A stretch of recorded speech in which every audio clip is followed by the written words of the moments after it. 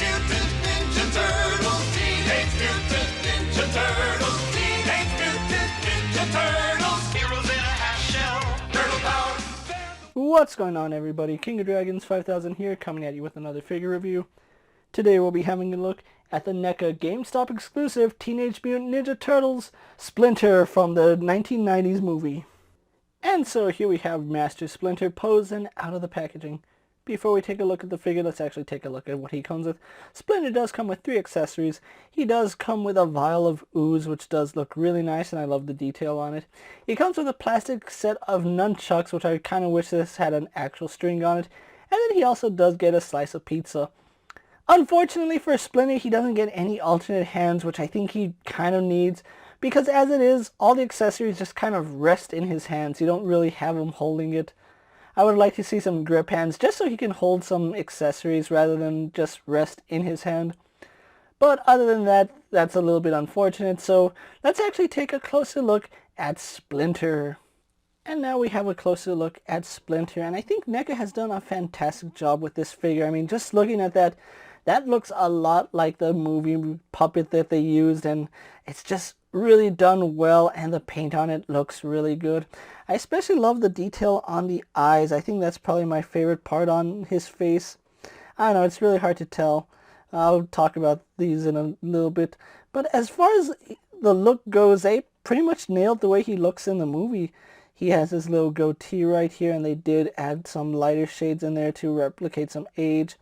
You can see he has some dark fur with some light fur, and then it gets lighter on his eyebrows. He is, of course, missing part of his right ear, because that is where the shredder cut his ear off. This ear, you can see, is perfectly fine. If you look right here, just how dark it goes from the light all the way to the dark wash, and that looks really good. Now, he is fully sculpted underneath his robe here. Unfortunately, I don't really want to take it off because I actually did tie his belt like an actual karate belt. When you get your Splinter out of the packaging, he pretty much has his belt laced like a shoelace, which it looks terrible, to be honest. And I think the actual karate knot looks so much better than a shoelace knot. I mean, just look at how nice that sits. So he is fully sculpted underneath his robe here, and it's a really nice sculpt. But unfortunately, it gets covered up by his robe here. Now, it's not a bad thing, but it kind of is a bad thing the way they designed this. So you can see his robe is actually frayed at the edges. It looks like it's been dirty, that he's never seen the washing machine in like 40 some years, and it just looks really, really ugly. But that's actually the way it's supposed to look. It looks dirty, and I do like that. You can see all the different colors in it, some browns. It's frayed along every single edge on it. Even his sleeves are frayed. You can see where his sleeves are. It's the dirtiest, along with where his feet come out. Just really love that detail in it. They put so much love and care into it. Even to the point where he has holes throughout the robe. You can see he has a hole up here. He has one right here. Some more holes just going throughout his robe. So really love the soft goods robe on Splinter here. It's something they didn't have to do, but I'm glad they did. Now, I did mention these little frayed edges right here, and I appreciate what NECA was going for, and it does add a lot of detail to it. My only concern about it is that over time this might fray even more. So even if you look, the pieces are coming off already. So even if you cut these, they're still going to exist because the fabric will eventually give out, and you'll start to see more and more of them. So I'm a little concerned of the longevity of it, but for now it does look really nice. And if you can pull them off, be very gentle with that. Like you can see, it's tugging at the fabric. I might just go ahead and cut these 2 off because they're really annoying. But it does add to the raggediness of Splinter. Having a look at his hands, he has these really long fingers, and you can see just how nice they look. They look really bony, really gaunt. So I do like that. And then you can see he does have his fur sculpted and painted really nicely. If you were to take off his robe, he looks like an actual rat. That's what I like about it. Having a look at his feet, you can see Splinter has his feet wrapped really nicely with, I'm guessing, gauze, medicinal tape, whatever he would find to wrap his feet, old socks perhaps. But they did a really good job sculpting and painting it, so there is a difference between his feet, his fur, and his toes right here. And I do like how creepy his toes are. You don't really see anthropomorphic rats walking around, so it does look good. Now, one issue I do have with it is that both of his ankles are relatively loose. Like you can see me, I'm not putting much effort and that's moving. Same with this side, and that does cause him to have some issues when standing, and unfortunately he doesn't pivot. Now, thankfully he does have a tail, and that does aid in balancing the figure out. Really love the way the tail came out too. This is one thing NECA did really well, and I'm so glad that that's a wireframe. That way you can get it posed to the way you need it. So overall, there's things to love about this Splinter and things to be concerned about, and like I said, that is a karate loop or karate knot, so if you want to know how to do that, you can look it up.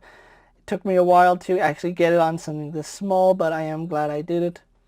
So overall, NECA has done a fantastic job here, and I really don't see anything negative other than the longevity of his robe, and we'll see how that goes as the years progress.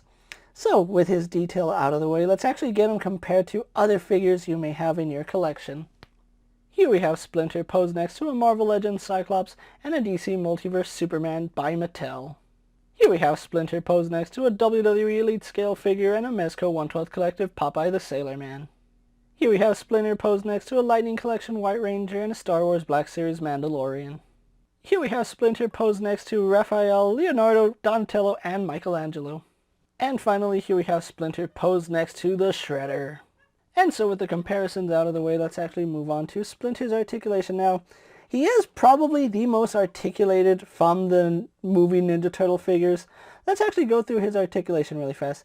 He does have a double ball joint in the head, so his head does go up and down really nicely. It can pivot forward and back, does tilt side to side, and it does rotate at an off angle, so do be aware of that. Now, he does look up really far, and that's just with that single ball joint, or that ball joint right here in his head. He also does have a secondary ball joint down here in his neck. So, along with that, he can look up all the way, so I do like that. He can tilt his head all the way to the side, all the way to the other side, and then he can rotate at that joint. We do have a ball joint here at the shoulder, does go out only to about that far. It would do a full 360 if it wasn't for his robe, so his robe kind of does hinder it, but he does have double bend in the elbow and it goes up really far. I do like that. We also do get some rotation at the bicep right here. Well, not really the bicep, it's a rotation here at the elbow. We do get rotation at the forearm, and then we have a hinge in the wrist. Unfortunately, it is only in and out, but it does rotate no problem. And it's going to be the same for both of his arms. Now we do have a ball joint right here in the middle of his torso, so you can see it does crunch really nicely. Actually, I think there's, if I count it right, we have one torso joint right here, so that's one ball joint, which works pretty good. Two ball joints right here, we get rotation out of that one, and I believe there's a third one right here, so we have about three joints right here with Splinter, and yeah, we do have three ball joints just in his torso alone, so I really do like that. His legs do kick forward only to about there, unfortunately. They go back quite a bit, go out to the side, no problem, a little bit stiff on mine, but that'll loosen up with time. He does have a thigh swivel up high. I don't know if you can see that, but that is rotating. He does have a single bend in the knee, but gives us a lot of range, and it does rotate at that joint as well. We do have rotation at his foot, and again, we do have a really loose hinge at his foot. We also do get a toe joint, which is kind of stiff on mine, but it does work, so you can see we do get a toe joint with Splinter. We do get rotation at his tail, and then of course we do get a wireframe in his tail, so you can pose his tail however you want. Just be aware that the wireframe stops right about here, so this part of his tail is not posable, but you can get it in decent poses. So with that out of the way, guys, let's actually get Splinter posed for my final thoughts, and then we'll wrap up this review. And so here we have Splinter posed for my final thoughts, and overall NECA has done a fantastic job on this figure. Even though he is the smallest out of the entire series, I think NECA put the most care into him, because just how much detail is in him, from the sculpting on his fur, the paint apps, the torn up and tattered robe. Everything on this figure screams that it was taken care of with the most respect toward the source material, and I really do appreciate that. That's not saying the entire line is bad. I'm just saying that out of all the figures we got, I think Splinter here is probably the best.